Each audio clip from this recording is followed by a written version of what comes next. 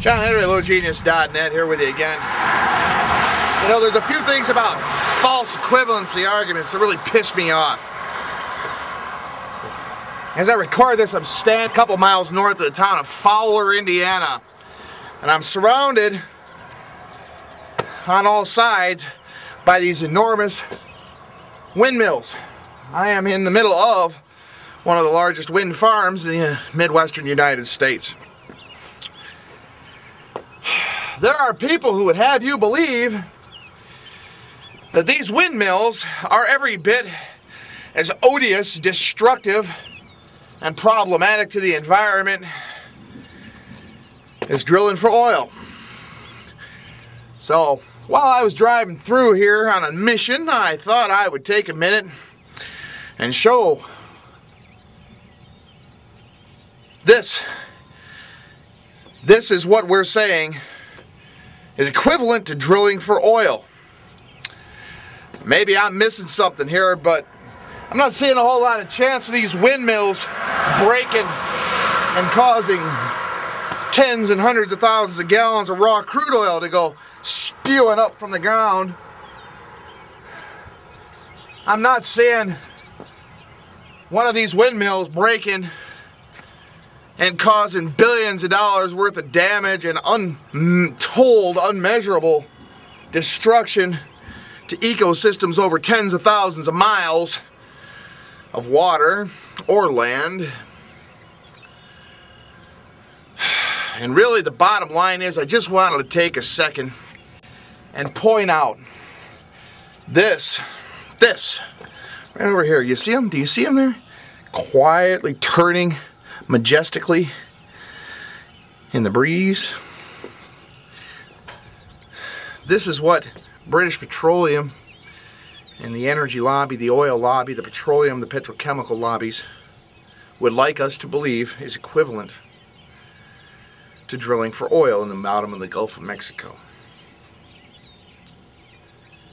And all I got to say about that is I just don't see it.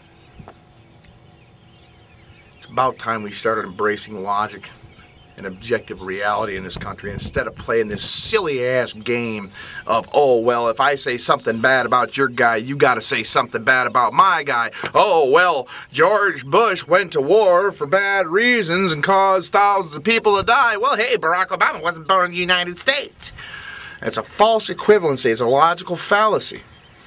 It's a pissant way for stupid people to argue and pretend they believe they're right, and we need to cut. This, let me make sure I got one of these suckers on film here. Ah, there we go. Right over there. These. How is this the same?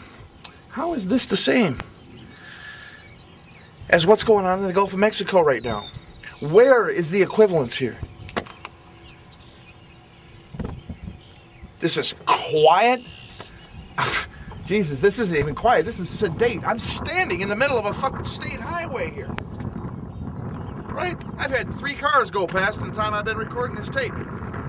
And this is supposed to be somehow just as evil and bad and dangerous as what's going on a few thousand miles south of here, or about 1,000 miles south of here in the Gulf of Mexico right now. So, I just wanted to take a minute and show this to y'all and let you think about it for a minute. You ask yourself the next time you want to argue about, oh, all the great reasons why we should stop bitching about the Gulf oil spill. Well, you use computers, don't you? Well, you use vulcanized rubber. Well, you use this. Well, you use that. Right. And we've known for 50 years we needed to stop doing this shit, and we just keep doing it. So, there you go, folks. That's the next great environmental threat, according to British Petroleum and other people who would argue in favor of their way of doing business. So, the next time somebody tries to tell you, oh, building a wind farm offshore is just as destructive as building an oil well, you tell them John Henry said to go fuck themselves and see if they can pound a brain into their damn heads with a ball-peen hammer before they open their idiot mouths again. There is no comparison. Stop playing games. We got work to do. Take care.